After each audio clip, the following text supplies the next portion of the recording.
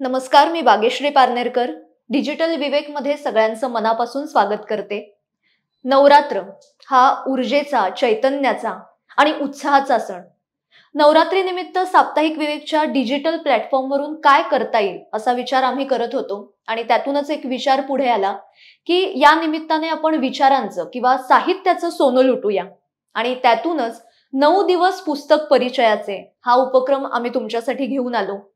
आपण अनेक पुस्तकं वाचतो, त्यातली काही पुस्तकं आपल्याला आवडतात, भावतात आणि त्यातलीच काही पुस्तकं जी स्त्री साहित्यिकांनी लिहिली आहे त्याची ओळख या माध्यमातून करून देण्याचा हा छोटासा प्रयत्न होता.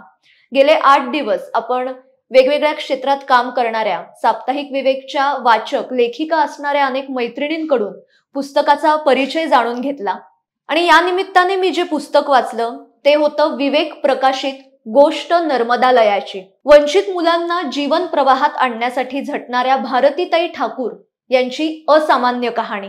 माणूस म्हणून जगताना आपली काय स्वप्न असतात तर छान नोकरी असावी, सरकारी असेल तर उत्तमच, स्वतःचं घर असावं, गाडी असावी, वेगवेगळ्या देशात छान फिरायला जावं, आपल्या हातात पुरेल एवढा पैसा आपल्याकडे असायला हवा, असा विचार आपला साधारण असतो.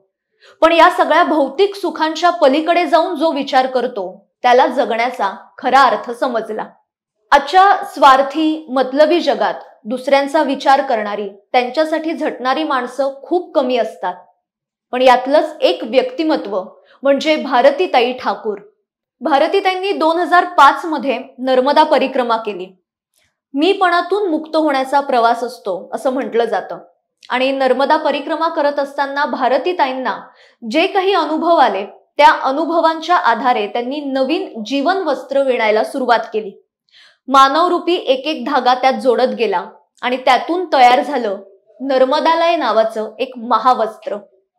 नर्मदालयाची स्थापना, त्यात आलेल्या अडचणी, हळूहळू जोडत गेलेले विद्यार्थी, 13 वर्षांमध्ये कटुगोड आठवणींसह नर्मदालयाची बसलेली घडी आणि ही घडी बसल्यानंतर सगळ्या कामाची धुरा पुढच्या पिढीकडे सोपवून स्वीकारलेला संन्यास, हा सगळा प्रवास या पुस्तकातून, अनुभव कथनाच्या माध्यमातून आपल्या समोर उभा राहतो. आणि हे पुस्तक वाचत असताना वाचक म्हणून आपण अंतर्मुख होतो. आपल्याला अनेक प्रश्न पडतात. म्हणजे आजच्या 21व्या शतकात सुद्धा किती सामाजिक विषमता आहे याचं चित्र हे पुस्तक वाचल्यानंतर आपल्या लक्षात येतं. नर्मदा परिक्रमा केल्यानंतर भारतीताई आध्यात्मिक साधनेकडे ओढल्या गेल्या. तिथून आल्यानंतर त्या नाशिकमध्ये स्थायिक झाल्या. त्यांची नोकरी सुरू होती, मात्र त्यांचं मन त्यात काही रमत नव्हतं.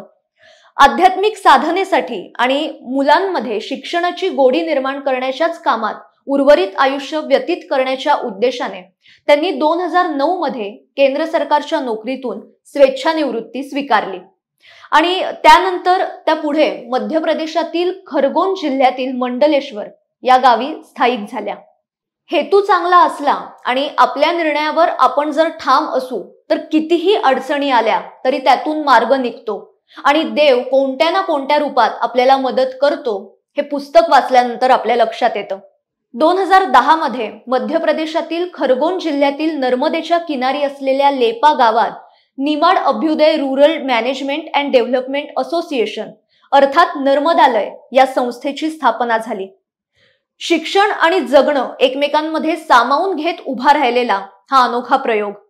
आपण खूप शिकतो, डिग्री मिळवतो, मग मोठ्या पदावर काम करतो, 6 आकडी पगार कमवतो.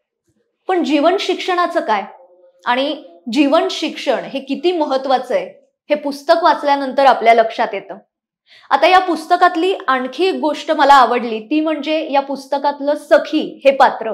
आता सखी म्हणजे काय तर भारतीताईंचं मन. आपल्या जवळचं मित्रमैत्रीण कोण असेल असा जर आपण एकदम शांतपणे विचार केला तर त्याचं उत्तर येतं आपलं मन. कारण आपल्या मनापासून कोणतीही गोष्ट लपलेली नसते आणि आपल्या मनाने एखादी गोष्ट करायची ठरवली तर आपण ती करतोच.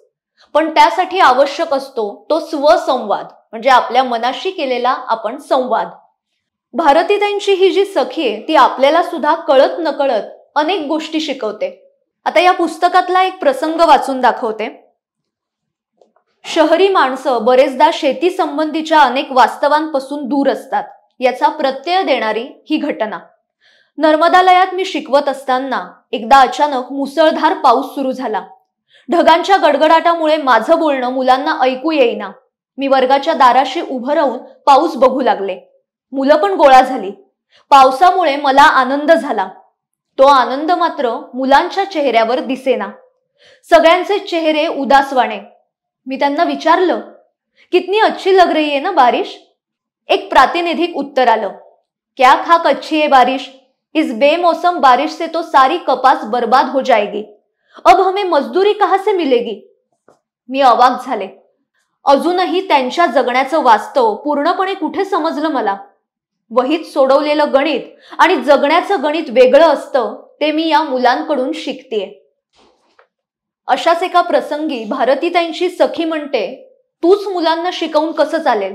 आयुष्याच्या शाळेत तुलाही शिकावं लागेल ना.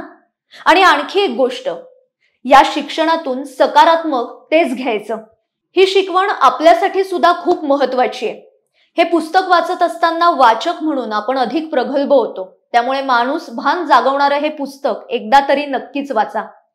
नवरात्री निमित्तचा हा खास उपक्रम तुम्हाला कसा वाटला ते सुद्धा कळवा.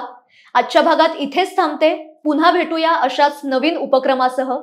तोपर्यंत साप्ताहिक विवेकच्या YouTube चॅनलला सबस्क्राईब करा. धन्यवाद.